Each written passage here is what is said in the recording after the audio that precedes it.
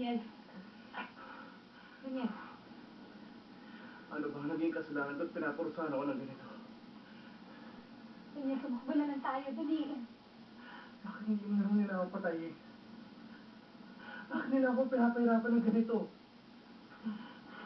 Daniel, tibayin mo ang loob mo.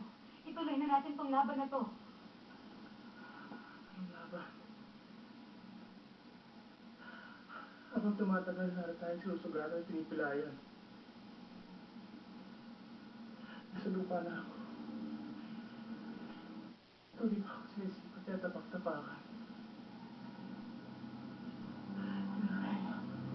Daniel. Daniel, makinig ka sa akin. Daniel, naiintindihan ko na pinaghihinaan ka ng loob ngayon.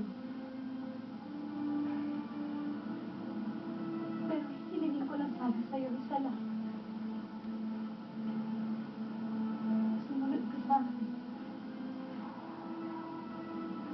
Sa akin mo kunin ang lakas mo. Masyadong malayo narating natin para umatras ngayon. Tuloy na natin. Daniel. Daniel.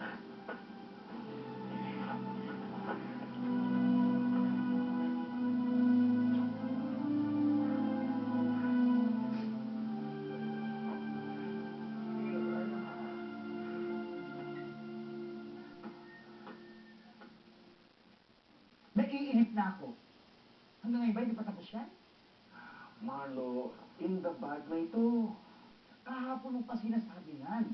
Pero hanggang ngayon nga, wala pa rin nangyayari. Ano ba? Nadagdagan na naman ang kaso ni Daniel. Ano? Nakapatay siya ng pulis. Si Daniel? Well, technically hindi.